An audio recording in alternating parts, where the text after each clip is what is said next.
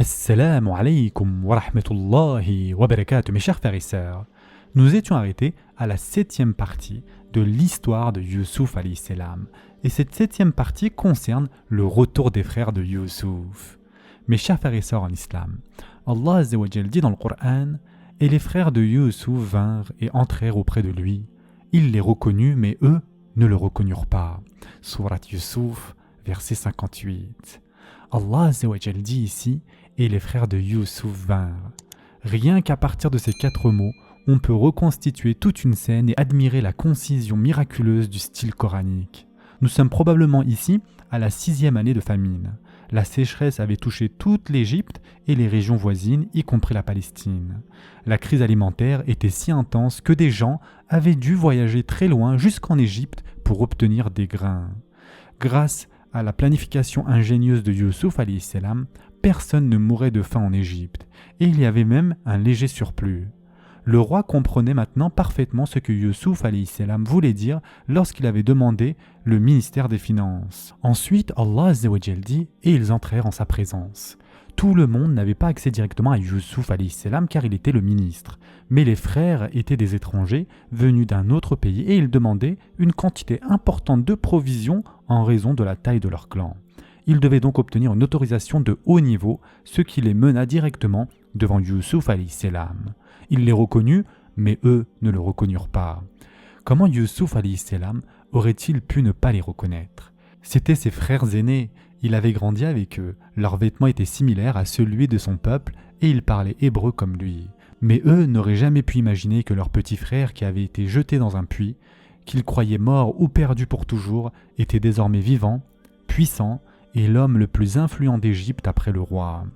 Ils étaient les derniers à pouvoir deviner que cet homme distingué, habillé comme un ministre égyptien, était le petit Youssouf alayhi salam de 7 ans qu'ils avaient abandonné. Les savants racontent que lorsqu'il les vit, Youssouf alayhi salam commença à les interroger. « Qui êtes-vous? Pourquoi êtes-vous venus dans notre pays ?» Alors ils répondirent: « Nous sommes un groupe d'hommes venant de Palestine. Nous sommes tous frères et nous avons un père très âgé. » Youssouf alayhi salam continua alors à les questionner jusqu'à obtenir des détails détaillés de la famille dont il avait été séparé pendant tant d'années. Passons au verset suivant. Et quand il leur eut fourni leurs provisions, il dit: « Amenez-moi un frère que vous avez de votre père. Ne voyez-vous pas que je donne la pleine mesure et que je suis le meilleur des hôtes ?» Surat Youssouf, verset 59. On rapporte que les frères restèrent quelques jours en Égypte et Youssouf alayhi salam les traita avec beaucoup d'honneur et de générosité. Il les aida ensuite à se préparer pour leur retour en Palestine et leur fournit leurs provisions, c'est-à-dire qu'il leur donna tout le grain qu'ils étaient venus chercher et même davantage, en leur offrant des provisions supplémentaires pour le voyage. Après leur avoir remis l'intégralité de leur charge de grain, il leur dit: « Amenez-moi votre frère issu de votre père. » Comme s'il disait: « Je ne peux pas confirmer si ce que vous dites sur la taille de votre famille est vrai. Vous prétendez avoir un 11e frère. La prochaine fois, amenez-le-moi. » Puis pour les convaincre, il ajouta: « Ne voyez-vous pas que je donne pleine mesure et que je suis le meilleur des hôtes ?» Aucun marchand ne pouvait concurrencer la quantité exacte et généreuse de grains que Youssouf alayhi salam leur avait accordé, ni l'hospitalité exceptionnelle dont il les avait comblés. Bien qu'ils soient venus en simples commerçants étrangers, Youssouf alayhi salam les reçut dignement, leur offrit nourriture et boissons, leur donna un lieu où séjourner et les traita avec une noblesse inhabituelle. Enfin, il leur donna un ultimatum voilé: pour obtenir de nouvelles provisions, il devait revenir avec son frère cadet, Binyamin, c'est-à-dire son frère de même mère.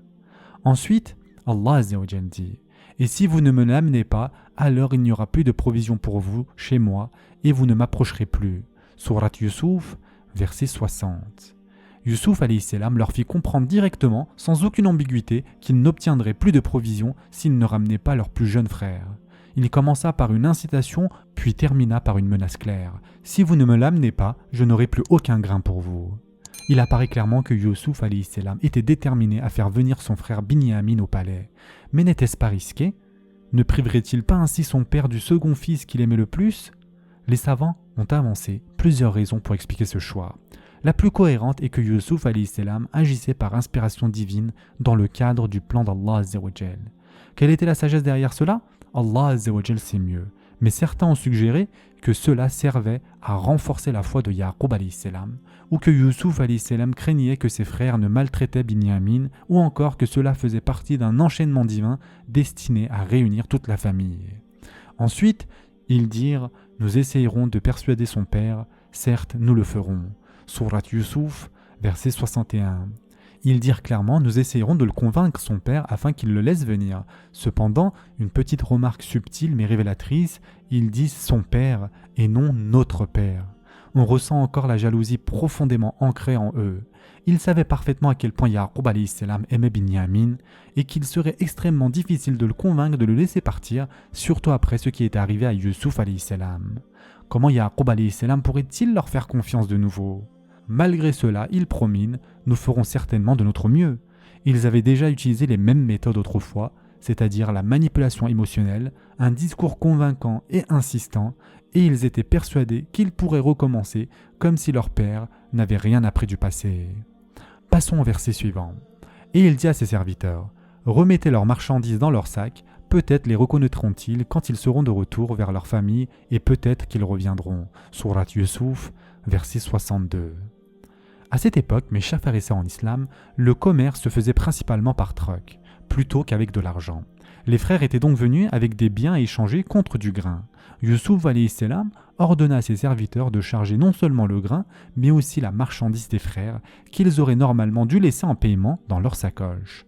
La raison derrière ce geste était claire, afin qu'ils la retrouvent lorsqu'ils rentreront auprès de leur famille et qu'il se peut qu'ainsi ils reviennent. Youssouf alayhi salam faisait tout pour que ses frères reviennent accompagnés de Binyamin, car une fois qu'ils quitteraient l'Égypte, il n'aurait plus aucun contrôle sur eux. Il les encouragea donc par tous les moyens possibles, notamment en leur offrant plus que ce qu'ils s'attendaient à recevoir. De plus, il savait que sa famille vivait dans la pauvreté. S'il avait pris leurs marchandises en paiement, ils auraient peut-être été incapables de revenir chercher de nouvelles provisions. Et ici, il y a une question d'éthique qui s'ouvre à nous. On pourrait se demander si ce que Youssouf alayhi salam fit était moralement acceptable. La réponse est oui, sans aucun doute. Youssouf alayhi salam agissait pleinement dans les limites de son autorité. Soit le roi lui avait donné une totale liberté pour distribuer les réserves de grains comme il le souhaitait, dans ce cas, il avait le droit d'offrir des provisions gratuitement, soit Youssouf alayhi salam avait prévu de rembourser la valeur de la marchandise au trésor royal avec ses propres biens. Dans tous les cas, il est impensable que Youssouf alayhi salam ait effectué une action injuste ou abusive. Son intégrité, reconnue par le roi lui-même, garantit que son geste était parfaitement éthique. Et enfin, voyons le dernier verset pour aujourd'hui. Et lorsqu'ils revinrent à leur père, ils dirent « Ô notre père, il nous sera refusé à l'avenir de nous ravitailler en grains. Envoie donc avec nous notre frère, afin que nous obtenions des provisions, nous le surveillerons bien. » Sourate Youssouf, verset 63. Les frères rentrèrent donc en Palestine, impatients de raconter à Yaqub alayhi salam tout ce qui s'était passé. Sans même prendre le temps de se reposer ou de décharger correctement leurs affaires, ils se précipitèrent vers leur père pour lui transmettre ce qu'ils considéraient être une nécessité absolue. Ils dirent « Oh notre père, on nous a refusé d'autres provisions. » Autrement dit, ils expliquent à Yaqub alayhi salam qu'on ne leur donnerait plus de grains tant qu'ils n'auraient pas ramené avec eux leur plus jeune frère Binyamin. Ils cherchèrent ainsi à mettre la pression sur leur père avant qu'il n'ait le temps de réfléchir ou de poser des questions. Puis ils insistèrent. Envoie donc notre frère avec nous afin que nous recevions notre mesure. Leur ton laissait clairement apparaître l'état critique dans lequel se trouvait la famille. La famine sévissait depuis des années et le grain qu'ils ramèneraient d'Égypte représentait une bouffée d'espoir. Ils voulaient tous convaincre Yaqub alayhi salam qu'ils n'avaient pas d'autre choix. Si Binyamin ne venait pas avec eux, ils ne pourraient plus obtenir de provisions. Finalement, ils employèrent à nouveau la promesse qu'ils avaient déjà utilisée des décennies plus tôt au sujet de Youssouf alayhi salam. Et nous veillerons sur lui assurément, ou nous le surveillerons bien. C'est exactement les mêmes mots, presque la même formulation que celle qu'ils avaient prononcée le jour où ils avaient emmené Youssouf alayhi salam avant de le jeter dans le puits. Pour Yaqub alayhi salam, cette expérience a dû être un choc, comme un éclair ravivant un traumatisme jamais guéri. Comment pourrait-il leur faire confiance après ce qu'ils avaient fait à Youssouf alayhi salam, alors qu'ils affirmaient aujourd'hui les mêmes garanties avec la même assurance? Ce sera tout pour aujourd'hui. En attendant, prenez soin de vous mes chers frères et sœurs et à très prochainement, Inch'Allah.